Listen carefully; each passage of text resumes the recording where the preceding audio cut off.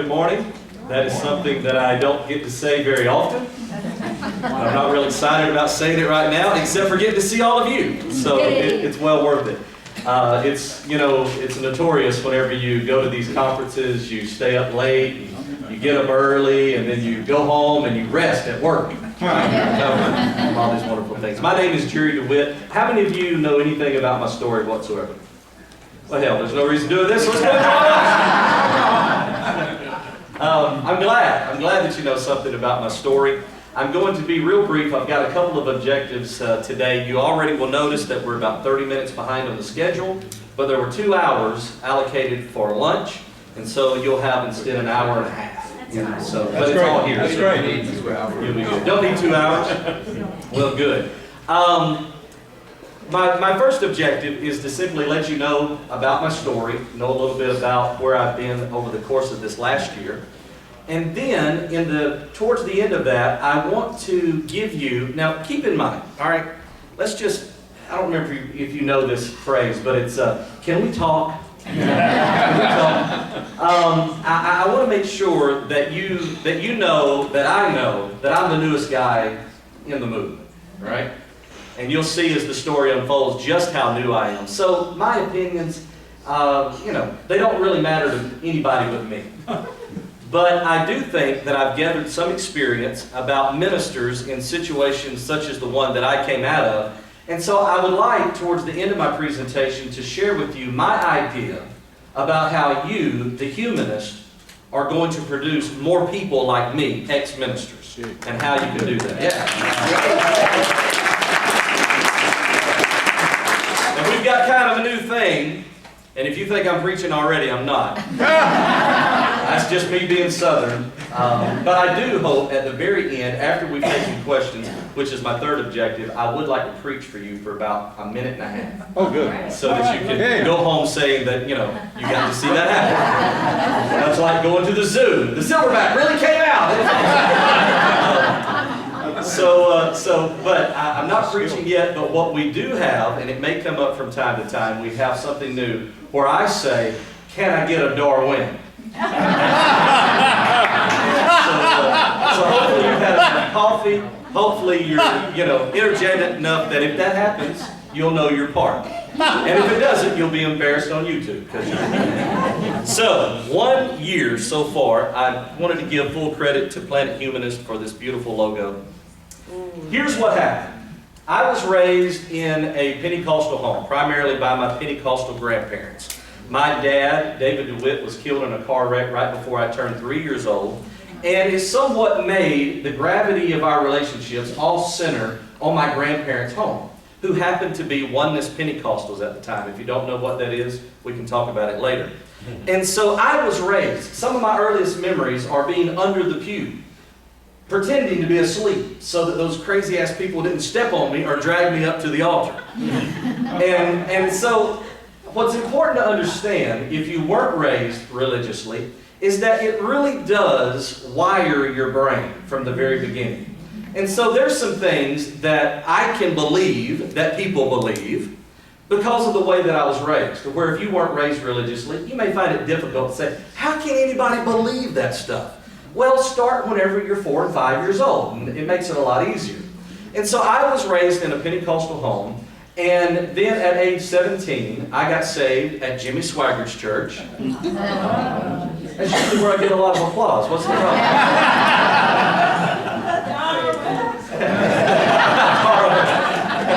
Can I get a Darwin? Can I get a Darwin? And so I was saved at Jimmy Swaggart's church, and at age 17, immediately went into the ministry. Before I'd even graduated high school, I was already a man of God. And so for the next 25 years, that was my career, and that was the world that I was in. So, being very brief, last year, April of last year, I preached my last Christian message. I had already stopped pastoring, but I still had collected a large fellowship, for lack of better words, of ministers I was friends with, and they would invite me to come and speak, and I enjoyed the attention. And so I would go and I would speak all the time trying to deliver messages that more coincided with where I was at the time.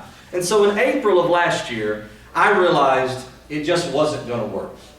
I didn't know all the terminologies. I didn't know any of you people existed. I didn't know that there was all these other ways of living. And what I really didn't know was that I was actually a humanist, and that I was trying to preach a humanist message in a Pentecostal environment. And where the heck were y'all? Seems simple now, doesn't it? And so April of last year, I realized that was not going to be possible. And in May of last year, I had a very important moment of crisis. And after that moment of crisis, I reached out looking for help, and I remember the name Dan Barker. How many knows Dan Barker? Yay! Oh, it's so good to be here. I was at a UU church a couple of weeks ago, and I'm so used to giving this same spiel. How many knows Dan Barker? How many knows this and that? And I'm used to seeing hands, and I was like, how many knows? What? Really? How about this name? No. How about this name? No. So anyway, I reach out through the internet to Dan Barker, and end up leaving a message at his office, and lo and behold, the next day he calls me back. And he says, there's this project called the Clergy Project that I think would fit you very well. And at the time, it was invitation only. You almost had to know Dan Barker to even know that this existed. There was less than, I think, 50 participants at the time. And it was a secret forum on the internet for ministers who no longer believed. And if you can't appreciate the complexity of being a preacher who doesn't believe, then, maybe you should go on to lunch. Because I think any true humanist is going to be able to appreciate just how complicated of a situation that creates. So when Dan Barker ties me in with it, you've got to understand, I thought I was crazy. I really did. I thought I was going nuts. I thought I was losing my mind. I thought I was engaging in some level of self-sabotage that I'd never heard of before. I mean, why, when I've been pastoring churches, when I've got a reputation in the community as being a minister, I was even the mayor's chief of staff during this entire time. So I had this wonderful world that was built. I had a beautiful home and a beautiful wife, and my son was not far from graduating from high school. Everything was just rocking and rolling, and I was making more money than I'd ever made before. And suddenly I find myself in a position of doubting the things that I had been taught. And so I really thought I was going nuts. I really did. And I would ask myself questions like, am I smarter than John Calvin? Am I more sincere than Martin Luther? Now, you're nodding your head yes, because looking at me, it's obvious that would be true. But at the time, by myself, I just couldn't be so sure. They were writing words I had problems reading, and yet somehow I'm smarter than they are, or more sincere, or better at, decoding the Bible. And so I really did think I was going crazy. So when Dan Barker connected me, even though it was over the internet, when he connected me with this forum, and I began to talk to people all across the country that either had already gone through this and it was over for them and they were enjoying life, or it was people that, like me, were still trapped in the ministry, at least in their community, I said, there's really something to this. This isn't just me. This is a process that people go through when the right elements come together in their life. Can I get a Darwin? Darwin! So, by being connected to these new people, I began to learn about not just subjects, but also groups that I'd never learned about before. And I found out that there was going to be a free thought convention. I'm like, free thought convention? That didn't even make sense when I first heard it. in Houston, Texas. But by then, I was very aware of some key names, and Christopher Hitchens was receiving the Dawkins Award. And I was very aware of who Hitchens was by that time. I had secretly watched YouTube videos and sat there and went, ow, ow, ow, rude, rude. But I had to admit that it was right over a period of time. And so I wanted to go to this convention. And so I did. And I'll be honest with you, I was so naive. When I walked into this hotel in Houston, Texas, and there were several hundred, if not 1,000 or more, free thinkers, humanists, atheists, agnostics. I thought, man, the battle's already won. I've come in at the end of the scrimmage. It's over with. Religion's dead. I really thought there'd be a tombstone by the next weekend. That's how naive I was. I'd never been in a situation like that. But while I was there, I met Dr. Delray. Now, who doesn't know Dr. Delray? Ah, good. That was a trick, see? That's how you make sure the congregation's paying attention. You got to make sure they're awake before the offering comes around. And so Dr. Del Rey introduced me to recovering from religion. And recovering from religion was much like the Clergy Project, but less specific. It wasn't just for ministers who had lost their faith, but it was for religionists who were moving out of the church world, the religious world, and moving into free thought or humanism or atheism or agnosticism or whatever they were moving into. What I like to say is that at Recovering from Religion, we baby the people you like to debate, because we're there to help them make that transition. A lot of groups that I've attended over the course of the last year, if somebody asks the wrong question, too ignorant of a question, or too immature of a question, they don't always get a pleasant answer. My favorite expression of this is whenever I was speaking, once again in Houston, Texas, and I really hadn't attended a lot of meetings. So I was even more Southernese and more preacher than I am right now. I'm starting to learn how to put up my defenses a little better. And so we go to Jason's Deli after the event, have to go eat, of course. We're sitting there, and there's a table of about 30 people, and they're all listening to me attentively like you all are. And I'm enjoying it. And I don't realize that my tea has ran out, and this little elderly lady walks up to my right side. She has noticed that my drink is empty, and she taps my shirt, she says, "Can I get you a refill?" And I went, "Oh, that's so sweet. Yeah, sure, that's great." So she takes my glass, and she waddles off, and she refills it. About 45 minutes later, she makes her way back. And by now, I'm like, where's my... So I'm still talking, and in mid-sentence, she sets the glass down. And just out of habit, I look up at her and I say, "You're an angel." There are no angels!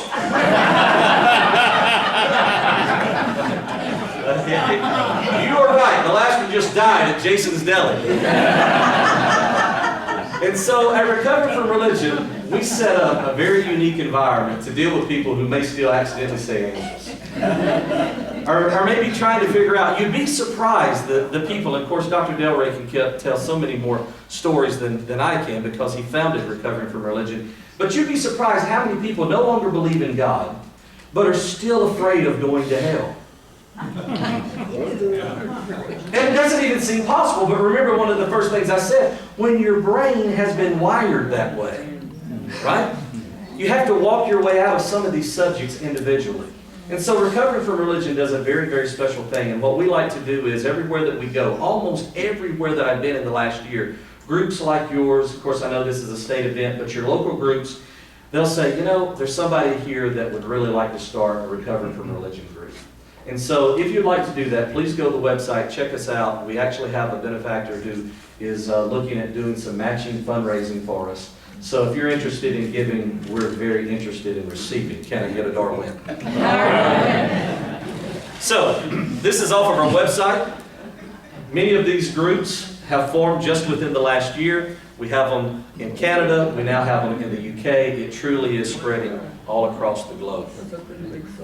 So what this has allowed me to do, I was fired. I got a secular job January of last year. I gave my last Christian message April. I joined the Clergy Project in May. I went to my first Free Thought Convention in October of last year, right? Not even a year yet. And then I was fired from my secular job in December of last year. So I've been unemployed this entire time. Recovering from Religion is made up of nothing but volunteers. And so for the last year, I've attempted to hold our lives together by simply going and speaking to groups like yours. And it has been fabulous. It really has. It's been the hardest year of my life for a lot of different reasons, and we may get into it in the question and answer sessions. But it's also been the most beautiful year of my life. And I'll kind of cut to the chase for the moment and simply say the reason that it is so beautiful to me is because I really feel like I've got people who love me now. The real me. Not the person that I was trying to emulate or imitate.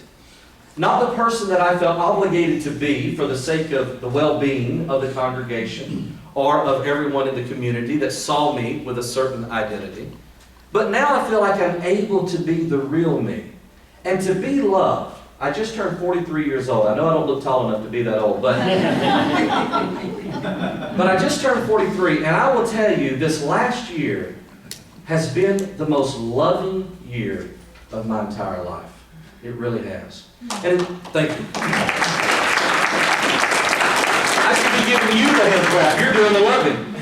And it's not that the Christian world didn't attempt to love me, but the truth of it is I never gave them the real me to love. Because you're just not simply supposed to. And so I didn't. So it's been wonderful. So I've traveled the country now, speaking to groups literally all across the United States. And then, of course, one of the major events in this tour that I've done was speaking at the American Atheist Convention, right the day after the Reason Rally. Were any of you there? Anybody get to meet that? Very good, very good. And so that was somewhat of a coming out moment for me nationally. And the reason that it was so important is because, once again, and I'm going to emphasize this over and over throughout my presentation because I think it's the real point. Can I back up just a minute and say, I don't think that atheism is my main point. And I actually don't even think religion, anti-religion, anti-theism, I just don't think that's my main point. It's where I'm at right now. It's who I've realized that I am and that I've been for quite a long time. But my point, the reason that I get up in the morning and the reason that I travel and speak to groups like yours is to do really the same type of business that Rebecca has done this morning. It is to try to create an environment to where everyone on the planet, in the United States, is able to be themselves. That's really what this is about. We should get up every morning shocked that it is the 21st century in the United States and we're still having to fight this battle. This is about individuality. This is about an understanding that we have as non-theists, since we do not believe in an afterlife. Now I'm getting close to preaching. It's starting to build. Can you feel it? I release you from any hypnotic spell. Right? But we, of all people, should be very aware that this is the only life that we have to live. Darwin. Can I get a Darwin? And if we don't express ourselves during this one lifetime, then we've not only missed our only opportunity, but the universe has missed its only opportunity to watch the show that we have to show. Can I get a Darwin? Darwin. So, here's the critical moment. The speaker before me is ending their presentation, or getting close to the end of their presentation, back in D.C. at the American Atheist Convention. And I have been told repeatedly up till that moment, your hair looks too much like preacher hair. It doesn't. It doesn't today because I got it all cut off. It looked like I just escaped an asylum or something when I first got it cut off. But at the time, your hair looks too much like preacher hair. You need to lose the jacket. And I'm like, well, it's going to be pretty difficult to hide my belly if I don't keep the jacket. You know, you need to stop saying this word. You need to stop saying, you don't know it, but really, for some reason, atheists aren't too crazy about preachers. And I was like, and so, as I was about to head up on the platform, the dilemma that I was facing was, who will I be when I get up on that stage? When I stand up in front of that 1,000, 1,300 people, when they record it for YouTube, who will I be? And until about 30 minutes before the presentation, I will be honest with you, I was intending on being someone else. I was intending on getting up and pretending that I had gone to college. Pretending that I had a vocabulary much larger than the one that I actually possess. And I had intended on going through my PowerPoint slides methodically, somewhat monotone, which creates your own melatonin. So I intended on doing that because that's what was expected.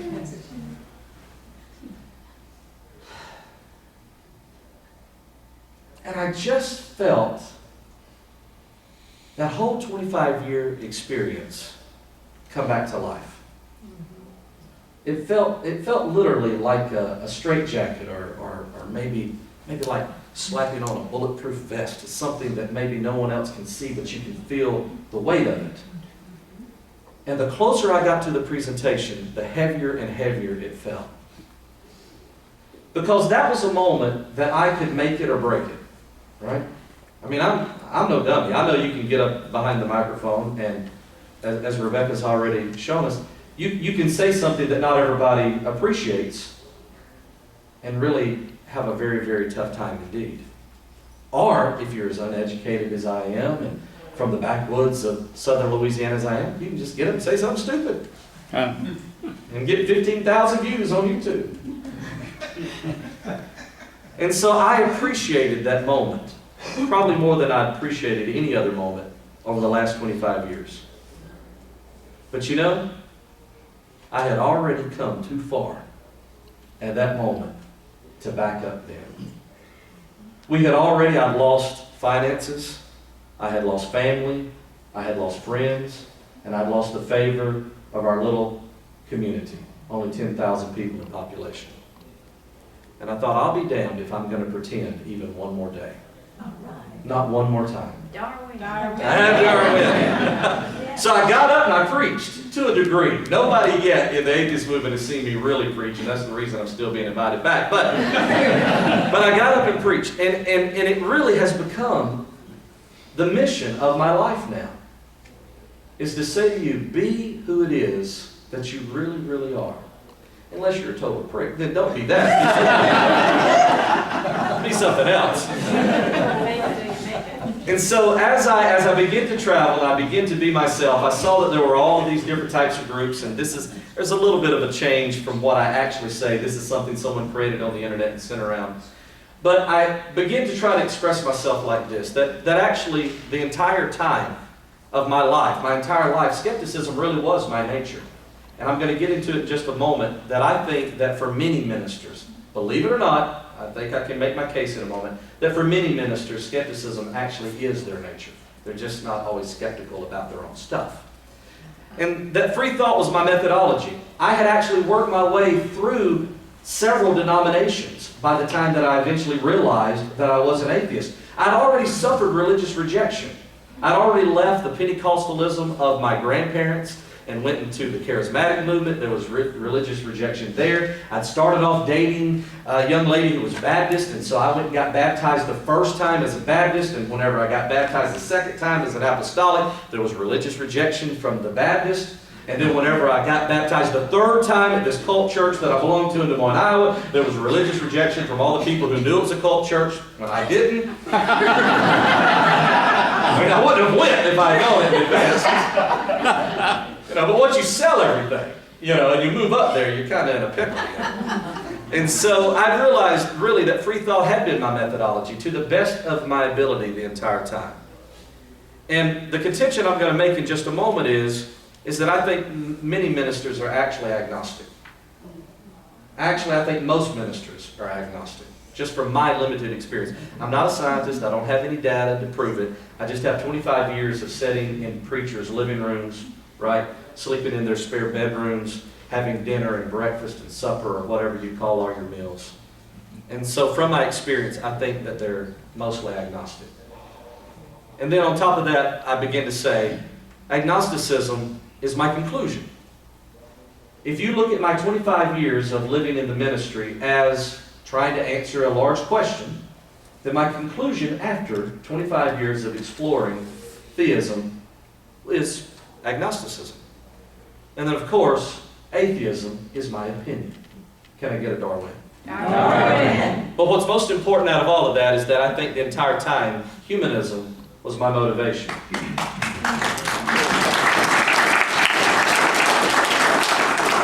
And that's what actually, for a lack of better words, saved me. And so, I've been very fortunate. This story of an ex-Pentecostal preacher becoming an atheist has been sensational. And it's caused me to go across the country. It's caused me to be interviewed by a lot of different people. It's caused me to have the attention that I always really craved in the first place. Can we just talk? But it's carried me literally all across the United States and has allowed me to also be used. My experience has been used in some beautiful ways. You can't see this tiny figure, but if you were closer, you would think that's Santa Claus. But it's not, it's Daniel Dennett down at the very bottom of the slide. And so I get an email from Daniel Dennett. He had heard the podcast that played the American Atheist Convention sermon, as everybody was calling it, and I'll show you what a sermon is if you want to see a sermon. And he said, can I use your 5 stages of moving from theism to atheism at my talk in Australia at the Global Atheist Convention? And I was like, let me think about that. Can Daniel Dennett use my stuff?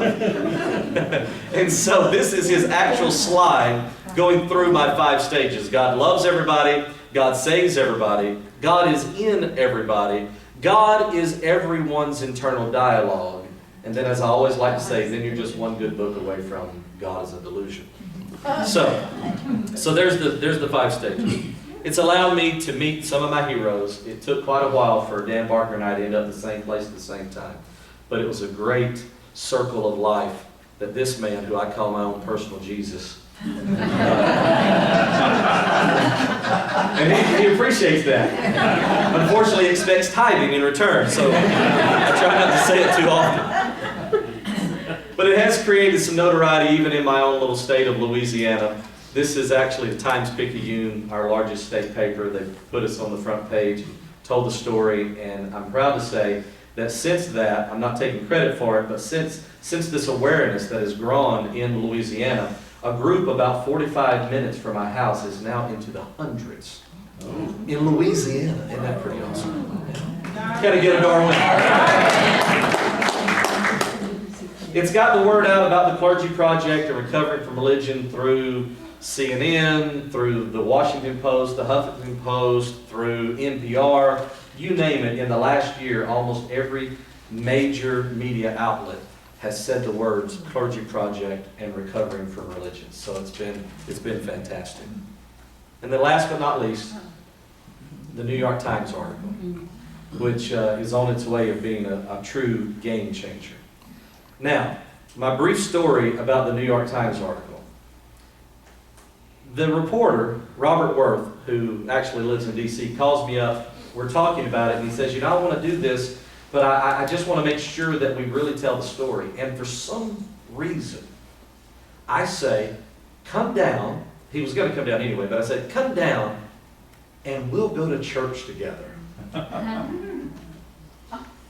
Now, I thought that I was brave. But to go back to the home church that I came out of, as we called it, the mama church, the big church, the 1,000, in a town of 10,000, the mama church that I'm out of is 1,000 people. And I pastored out of that church. To literally park in that parking lot and to walk in that sanctuary, to meet all those people again that I had not seen in a very, very long time, and to sit through that service, I will admit to you, was one awesome day. It was so fun. It was great. And the reason that I set you up for that and then probably disappointed you is because I want you to understand that as I begin to express my individuality, a strength had developed in me that I had never known my entire life. Because I was such a people pleaser my entire life that once I was rejected by everybody, the way I like to say it is, once you're caught in Walmart nude, right, a bad hair day never embarrasses you again. Right? And so there was something actually empowering about walking in that sanctuary and making those people see me, right?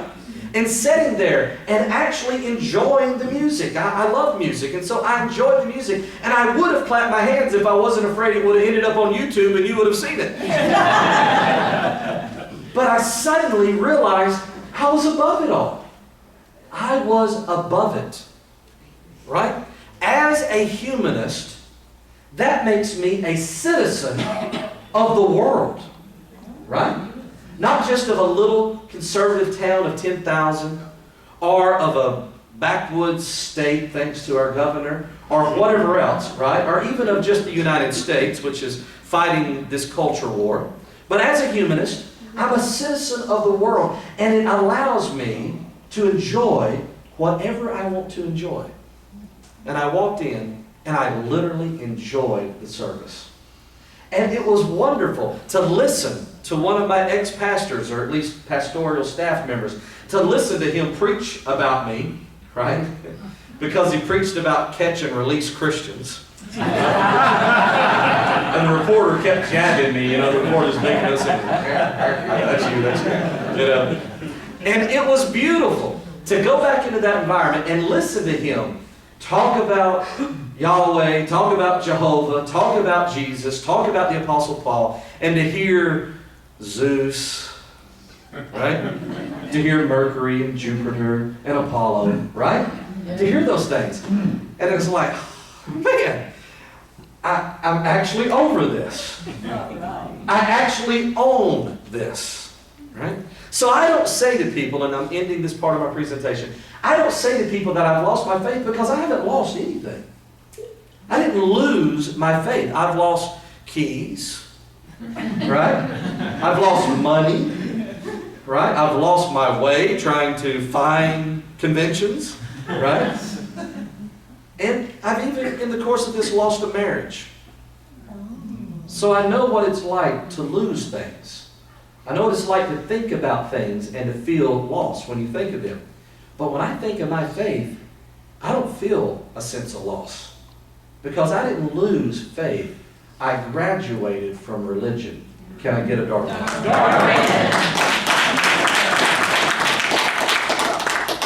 So, very quickly, I want to propose to you that the majority of ministers are humanists, they just don't know it, and that they may already be agnostic, and they just don't know it. Because here's what happens. As a minister, the reality of skepticism does exist. Because you're skeptical about everybody's religion but your own. Right? And you're able to pick up the Quran and tear it to pieces. You're able to go on the internet and be skeptical and question things. You just have compartmentalized and you don't use their free thought abilities with your own religion. As Joseph Campbell said religion, mythology is what we call other people's religions. Right? And so that's what we do. Now here's what happens to a humanistically motivated minister. At some point in time, I guarantee you, at some point in time, they realize it's not working. They realize it's not working. And what I would say is by then, they've already dealt with skepticism, even about their own mythology. They've already employed some free thought about their own mythology because they may have moved from one denomination to the other, right? There's no way that a person goes from conservative to liberal without being skeptical and engaging in free thought. All of these things are transpiring, sometimes very much in secret. I know this from my own experience in the Clergy Project. And so they're making their way into agnosticism, and what pushes you into agnosticism is your desire to see the thing work. I mean, that's what you want. I can tell you from my experience that when these preachers are at the bedside of someone in the emergency room and they're praying, they really want the person to get better. They really do.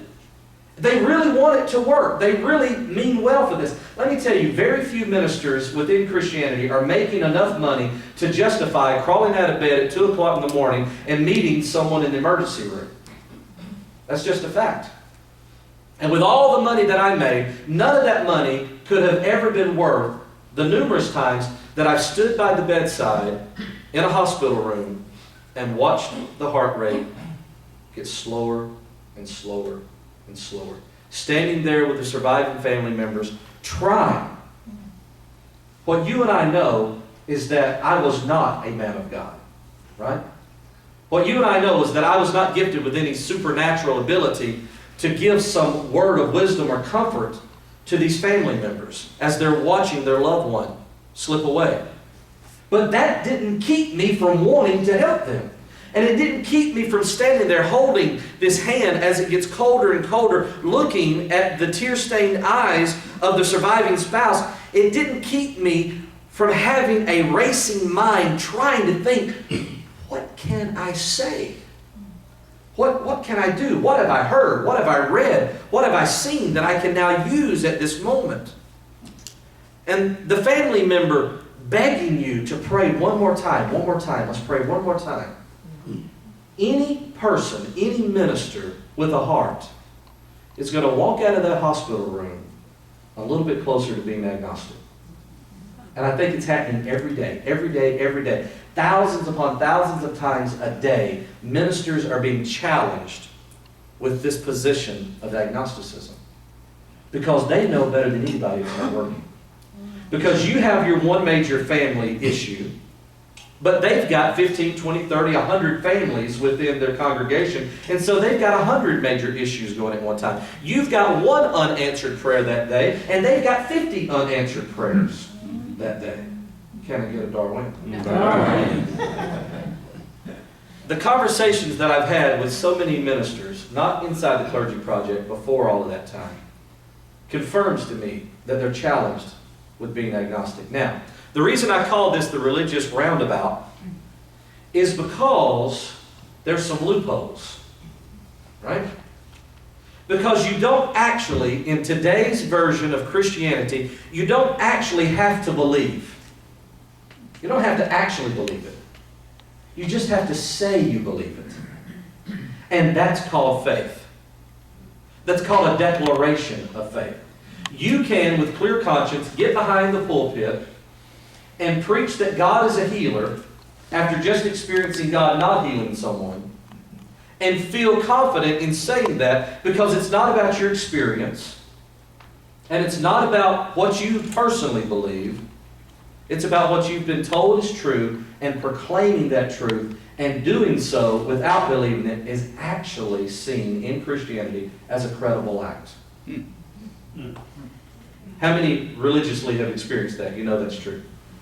Yeah, several of you. And so what can happen whenever a minister becomes agnostic is he can just make another loop. Right?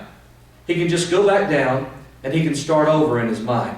And he can keep investigating these same issues over and over and over again without breaking to the right, as I did, and going into atheism or whatever else. Right? And he's justified in doing so.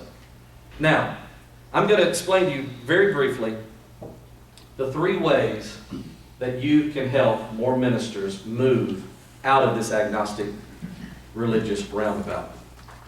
As a minister, one of your biggest concerns is your responsibility to the community. I don't mean, your county. I mean your religious community.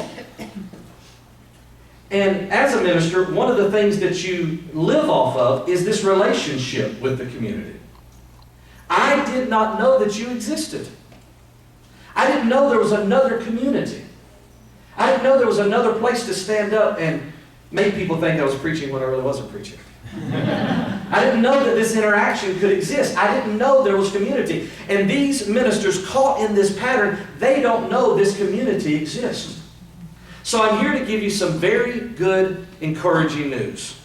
Simply by advertising yourselves, making sure that everyone in your county, everyone in your state knows that you exist, you open up opportunities for agnostic ministers to break to the right and leave this roundabout, because they'll see there's a place for me. Because I literally thought, as I was moving out of Christianity, I literally thought that I would work my secular job, come home every day, and just watch whatever was recorded on the DVR, and that my interaction like this was over. But that's not the truth. The truth is, we do have community. And they need to know that. They need to understand there's a place for them. Can I get a Darwin? Yeah. Secondly, they need to know that there is consolation in not being a theist. That no, we can't promise people an afterlife, but we can promise them the beauty of a real life. There's consolation. A minister spends every waking hour trying to console the suffering of the people within their community. And so to suddenly accept that there is no afterlife, there is no daddy in the sky that's going to watch over you, take care of you, right? That none of these suffering lessening concepts within religion are actually real, it is horrifying to the minister's heart, who lives to console, who lives to lessen suffering.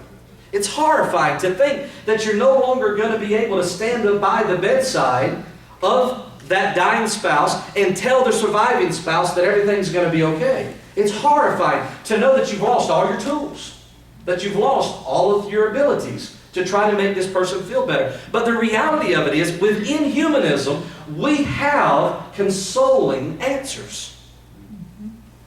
Can I get a Darwin? Darwin. We have the ability to tell people what is real and to work within the constraints of reality in a way that does lessen suffering. And the last thing that you can do as a humanist is you can continue to challenge people's conscience. Because I didn't know there was a community, and quite honestly, I didn't know that there was any answers that would ever console me, because I didn't know the answers. It was simply my conscience that caused me to break to the right. And so the more that we make this an issue within our media sphere, the more people are going to be challenged, because every day they get up and they say, objective number one is to tell the truth, tell the truth, tell the truth. And the more that we can challenge conscience, the more of these agnostic pastors we can break loose. Can I get a Darwin? All right. That's all I got. That's my presentation. I'll gladly take questions.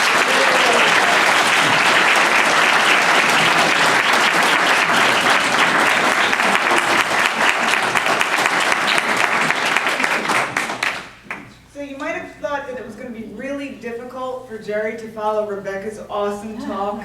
I think he rose to the challenge. What do you think?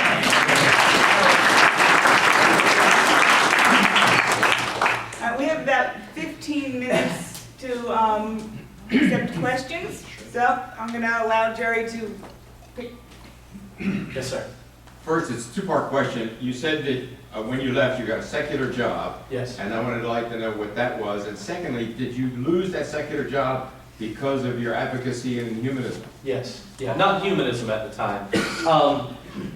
The majority of my religious career, I was an evangelist, not a pastor. And so whenever I'd run out of places to have revival services, I'd go get a job. So over the course of 25 years, we stopped counting at job 28. Because I would go get a job, and then the revival service, I'd get a call, right? Oh, you know, they want you in Lucedale, Mississippi. And I've left some really good jobs to go preach for a week. All right? That was the seriousness of my mission.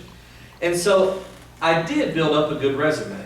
And in 1999, I went to work at our city hall as the code enforcement officer. And I was there for about 5 years, and then I went and pastored. So I left there, pastored for a few years, and then I was asked to come back as the mayor's chief of staff and as his director of community service. So I was pastoring and in politics at the same time. Can you imagine that? Isn't that an odd concept?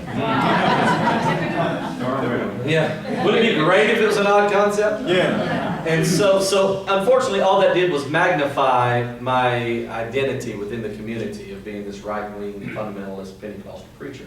So, which I was every day becoming less and less of.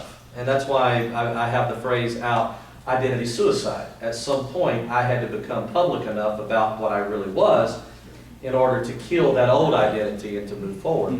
And so, what I had done was I left the mayor's office, part of my identity suicide, because as long as I was there, I was still going to be the preacher at City Hall.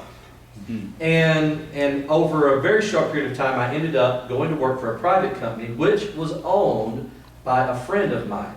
He had been a friend for 10 years and became my best friend over the course of the next year. He had a building inspection company. And so I used my previous experience to go to work for him as a building inspector. So, the Clergy Project gets a public website. Dan Barker had asked me to be on his Free Thought radio program with him and Annie Laura. And so I did. He assured me, you know, it plays like 2 o'clock in the morning in New York, and, and he knows how naive I am. He's like, now, there's this little thing called podcast, but don't worry about podcast. Nobody here, it's all good, And he was right. I didn't get in trouble over that. But when they built the public site where people could make application to the clergy project, they put a link to my radio interview, which I was fine with. You know, every time that I came to a situation like that, I had to admit to myself that the only reason I wouldn't go the next step was just simply out of fear of rejection. And I just thought, we're too far into American history for that to be a problem. You know, I'm sorry. I mean, I think everyone should be safe. Everyone should truly care about their safety, and everyone's situation is different. But if the only thing holding you back is rejection, you really need to, you know, make some reevaluations there. And so, so what happened was that got posted on the internet, and some of the jurisdiction that my boss had contracts with saw it on the internet. And so on December the 1st, right, the last night of November, we buried our cat. No, that always gets that reaction. It's the exact same reaction when I say I got saved at Jimmy Swagger's church. It's weird. And so everything's falling apart. Family's everything's in disarray from October through November. We buried the cat and December the 1st, my boss, who literally was my best friend, literally my best friend at the time, he calls me and asks could we meet at the waffle shop, and at noon he fired me because of that.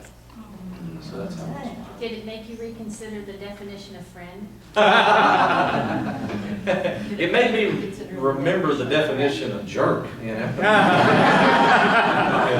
Yeah, it was quite a blow. And if you've ever read The God Virus, it was very interesting to watch him move, to watch the virus flare up in him whenever I challenged him about it. You know, I mean, I was at the time 41 years old, 42 at that time, and I'm sitting in the waffle shop literally crying because I told him, I said, Ronnie, this is going to cost my house, this is going to cost my marriage, this is, you know, don't do this, give me time, let's work this out, there's something that can be done here.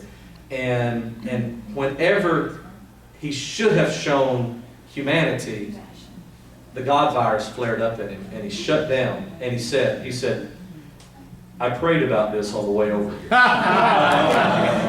Now, the way over here, I kid you not, is about 3 minutes. So my life was worth 3 minutes of his drive. Right? And for all I know, he sung the half of a song on the radio, that, you know. And so he said, I prayed about this. And he said, God told me. Yeah. And I thought, well, I already know I'm in trouble with him, so this is if you don't talk to God about this, I'm out, you know, thanks for the lunch, you know. You just have to learn, never trust anybody who hears voices. That's right. And so he said, God told me that this is the beginning of your road to Damascus experience. And anyone familiar with the Bible knows that's where Paul gets struck down and sees Jesus. And he says, when there's nothing left but you and death. And I'll tell you, I've been keeping the air in my tires ever since. He says, when there's nothing left but you and death, he said, God will reveal himself to you in a way that you can appreciate. So, you know, so if you hear that I'm sick, I'm in the hospital, I'm getting close, show up, because apparently God is too. So, Yeah, I think this is really one of the most important talks I've heard you in a long, long time. A long, long time. And I'm going to tell you why. I want to ask you to clarify something. You know, everything I've been reading is led in the scientist. The scientific posture seems to be, from a lot of the literature, is that, you know, we've got a sort of a brain circuit, I'll say, something that leads you in the direction, you know, of in this belief. And I kind of concluded it's kind of hopeless in the sense that unless you can get them, because then it gets, you have an inclination to believe, genetically. And then it gets, if you get them when they're young, like your case, so I've always thought, if we're never going to ever get them at 5, all the way up, or 4, and so it's impossible. Help me. How can we get the average? In other words, we're all going around with this propulsion, this tendency to want to do it. You're giving me some hope here. I want you to expound on this a little more. how the hell, see, that we have this, they're always gonna be caught, and you had, like that congregation you left behind, they're gonna stay the way they are. Sure. So, see what I mean, that how the hell are we gonna make this transition when we got this thing in our head? You made it. Can you add a little more hope to this? Sure, sure. Yeah, I've got lots of hope about it. I really do. I have a lot of hope about it, and I don't think it's naive. When I worked at City Hall, we ran into a EPA problem. There was too much copper in our water. Naturally coming out of the ground, there was too much copper. And by the time that it went through our system and came out on the other end where it was being checked, by the standards there was too much copper, and we're like, it's coming out of the ground. We're not putting it in between here and there. And they're like, too bad, this is the way it is. And so we got someone from the Corps of Engineers. Believe me, this is a preacher's thing, but it has a point. So we got someone from the Corps of Engineers, and they came in and they said, listen, the solution to pollution, and let's say religion right now is pollution. The solution to pollution is dilution. Diluting it. Right? If you put enough good water in with the bad water, it'll lower the rates of the copper. Right? And so that's what we literally had to do. And that's what's going on right now through the power of the internet. Right? The conversation, the sphere of conversation is being diluted. Right? The religious conversation is being diluted by all of our conversations, by all of your conversations, the blogs, the YouTube videos, the organizations. I don't think that there will ever be one particular way to make that one convincing argument, because you're not trying to win an argument. I'm about to preach now. You're not trying to win an argument, right? You're trying to win a person. And each person obviously comes to that conversation with their own background. So every time that you have a new blogger, every time that you have a new YouTube video, the expression of that person may fit lock and key to this person, right? And that's why I don't get into the debate of like, well, people ask me at almost every, what do you think about the angry atheist? You know, don't you think that they're embarrassing us and they're causing problems? No. I mean, is it what I would do? No. Is it me? No, because I stopped growing at 5'5". I know when to pick my battles, right? Is it what I would do? No, but it's going to do the right thing for someone. And that's all we need, is one after one after one after one. Right? So my suggestion to add more hope is everybody do whatever you can. Everybody get a YouTube channel. Everybody become a blogger. Everybody do your part. If it's nothing more, and this is a big thing, if it's nothing more than showing up for a meeting and keeping that organization at a local, state, or national level going, you're creating a place where people will eventually land. So you're right on with it. I have a question that I'm trying to phrase so I don't sound too mean. The period of time during which ministers who are now doubting their faith go through the natural period of when they think that God can help them renew their faith. They're agnostic, they're not sure, but they do believe that they can get it back, that it's just some... Then a period comes when he doesn't or she doesn't believe in God anymore. How can such a minister continue to preach and demand 10% of the income of everyone he's lying to or she's lying to, and continue not just the consolation which you spoke of, but we who have gone to churches, especially of the type you preached in, know that a large part of it is condemnation, shame, guilt, and threats of torture forever. Also giving out these gifts to their parishioners while taking all their money. How can this person ethically continue to preach? Right. There are two good points. That's a great question. Everybody hear the question? Yeah. All right. Two quick points. My experience, both as a minister and participant in the clergy project, is the people who get as far as you just described, they're no longer preaching condemnation. They're no longer preaching torment. They're no longer preaching hell. They're actually risking what career they're trying to hold on to by not preaching the party platform. They're getting up and they're basically, they may be still at a place where they feel like they have to say God loves everybody. And in the back of their mind, they're thinking, and God is us? You know, they're playing with language because they're in this tight Lying. place. They're lying. Yes, they are lying. They're lying for the sake of their children's college. They're lying for the sake of For money. their- They're of their lying for spouses. money. They're lying for the money that they spend on their spouse, who without her medication may die. They're lying for the money that they spend on the mortgage for the family home where their children are being raised or have been raised.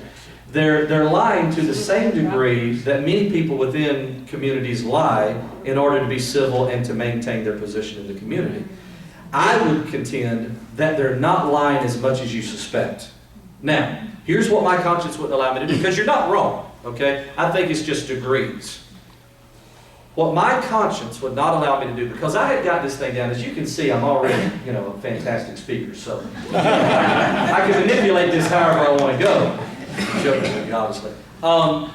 What I couldn't bear, okay, as I went through these phases of being a universalist in secret, but preaching a message in Pentecostal language that God loves everybody, you know, when Pentecostals really don't believe that He does. And then that God saves everyone. Well, they definitely don't believe that. So I'm playing with language and throwing that out, you know, in these really clever ways. And then eventually getting more new agey, that God's really in everyone through, thanks to Carlton Pearson. I don't know how many of you have ever heard of Carlton Pearson. You should look him up. Through Carlton Pearson and others, and then eventually moving into the, like Joseph Campbell, way of looking at things, that really God is just this dialogue that humanity is having with itself, trying to deal, you know, primitive scientists and all of these kind of things. And so every step of the way, I'm manipulating the language to the best that I can, all right? Because I know that in the simplest terms, it's a lie, okay? And I'm manipulating the language the best that I can. What I could never let my conscience get over was that even if I walked up and I was preaching, and my message is, well, I've come here this morning with some beautiful news. I know that when you got up this morning, you probably felt like it was just another day. That all of your worries and all your troubles were still resting upon your weary mind, like they had the night before. Can I get a Darwin?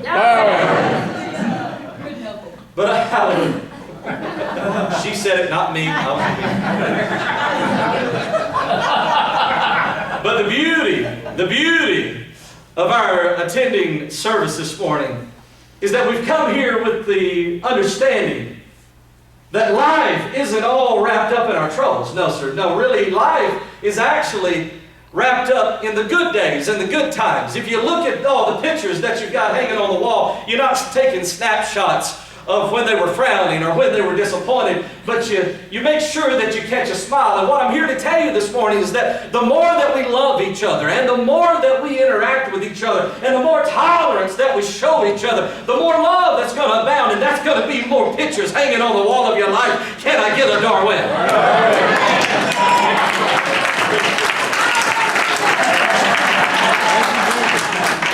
And so I could preach a love your neighbor as yourself message and not mention any of that other stuff and feel very good about it. But what my conscience would not let me get past was, just because I didn't say it didn't mean the people didn't believe that I believed it, because I was standing there.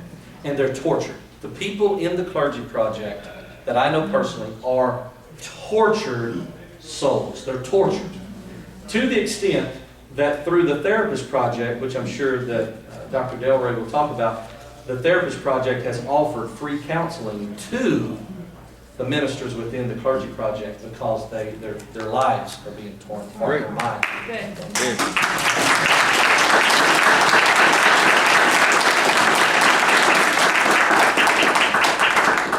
I want to let everybody know that the restaurant here will be open for lunch. There